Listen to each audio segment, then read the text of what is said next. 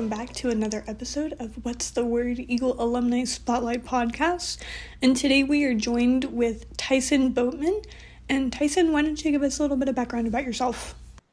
Hello. I am currently a CFI at Embry-Riddle. I have my CFI, double I, and commercial multi-engine land certificates currently acquired. I graduated from Embry-Riddle in 2022 in the spring with a degree in aeronautical sciences specializing in fixed-wing flight, as well as a minor in aviation safety with honors as well. I'm originally from Southwest Washington State, and I plan to go back there as I am now conditionally employed with Horizon Airlines under a kind of like a cadet program style contract. So that's where I'm going afterwards. Those are my plans. So there's not much else besides me other than that I actually do kind of like living in Prescott. So that's cool. Oh yeah, that's awesome. And do you have a favorite memory from your time at Embry-Riddle that you'd like to share with us? Oh, from Riddle. Oh man, academic related. Okay, so academically, one of my favorite classes was AS 435, which is the FMS class. It essentially teaches you how to use the flight management system on an Airbus and or Boeing system. And at the end of that, we did a final project where you pair up with another classmate and you act like a two-pilot crew flying a short-haul flight from Albuquerque to Dallas. Our call sign was like Speedbird 14 or something like that, which is unrealistic because they fly wide-body jets. But anyways, it was super fun because we actually completely did a full route from departure and standard instrument departure to an arrival with a Cat 3 auto land.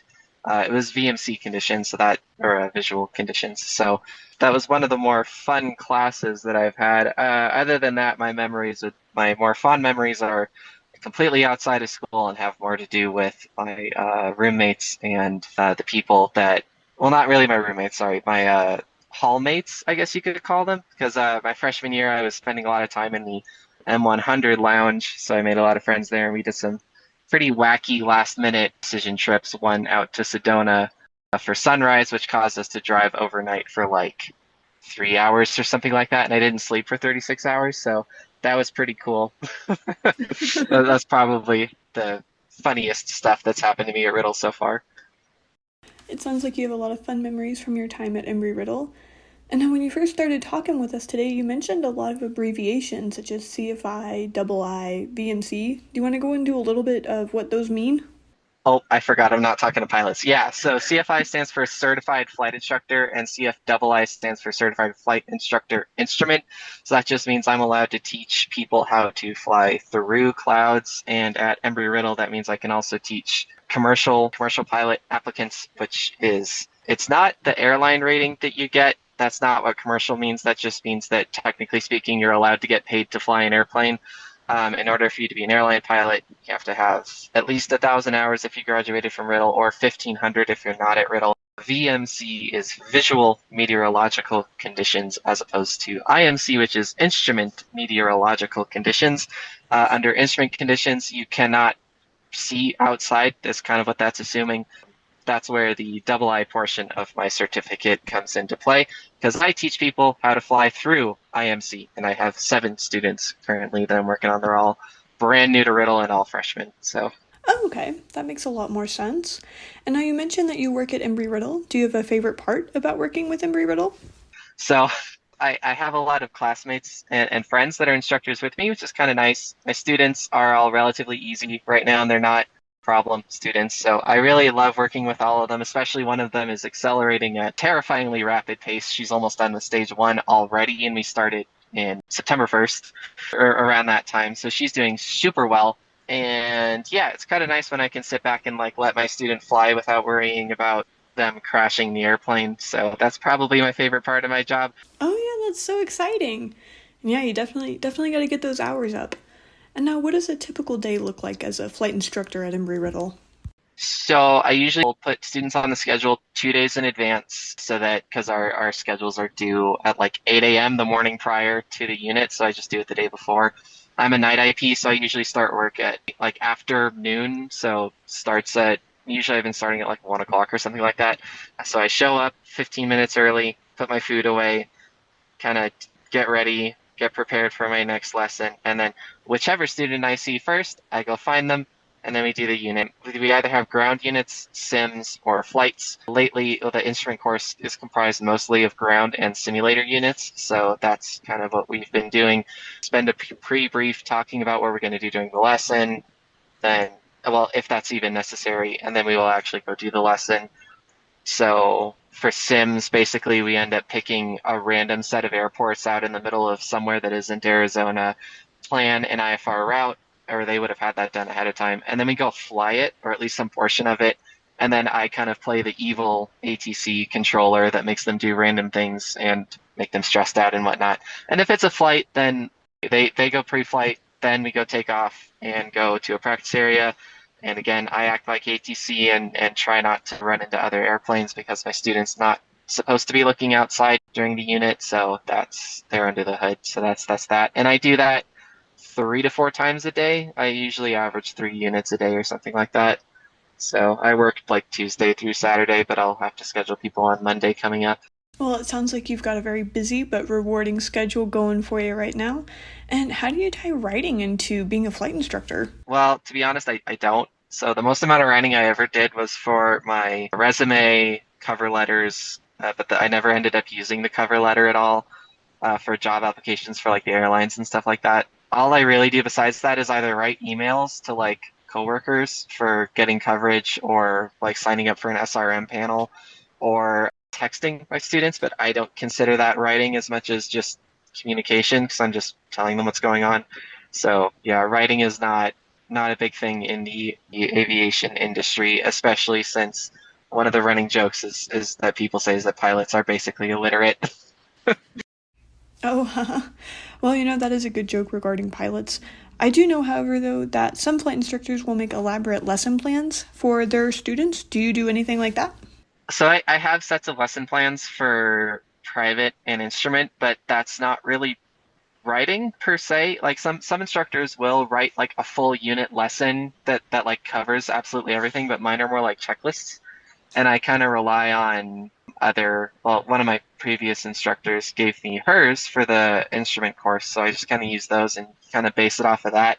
Yeah, not a lot of writing going on there. It's just kind of a checklist, really. And now, would you say a checklist ties a big role into a pilot's everyday kind of life? Yeah, because I have to teach my students how to do checklists without reading the checklist. Yeah, I mean the nice thing is that we don't write our own checklists. They're all standardized, so it's just kind of like do them, memorize the flow, and then read it afterwards to verify that you did everything appropriately in the airplane.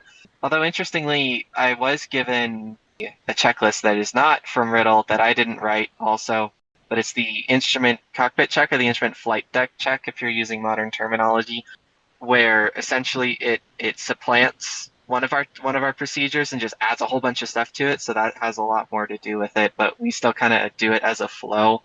And it's something that's evaluated as part of the instrument certification standards, but it's not like a pre-written and defined procedure like universally. It's not. You just kind of like do it and then hit all the things.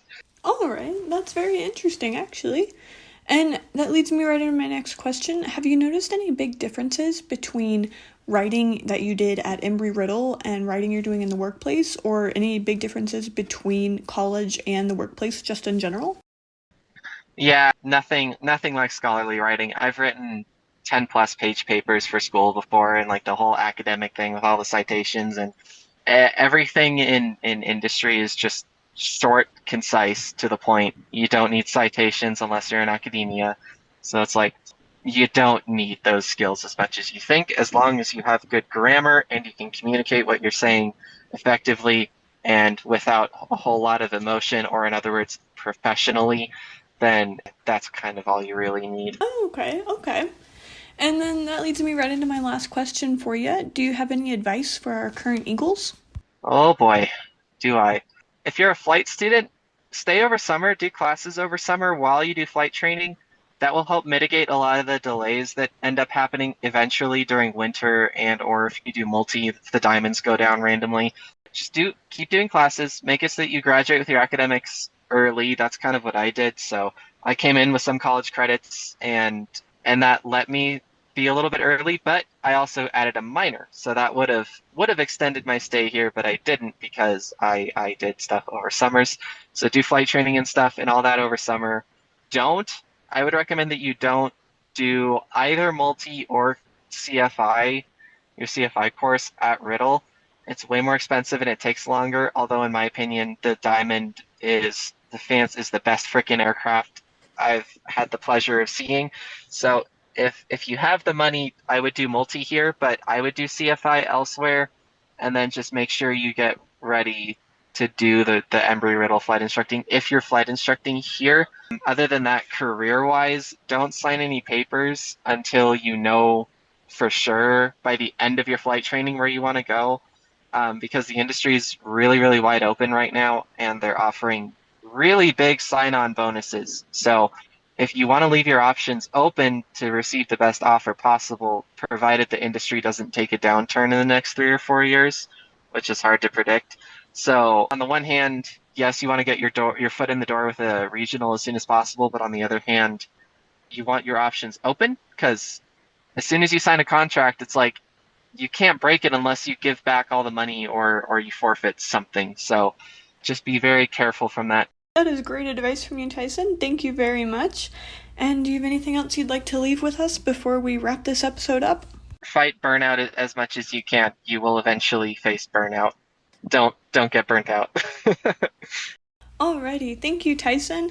And a big thank you for being with us today on our podcast. We hope you all enjoyed the episode and stay tuned for more.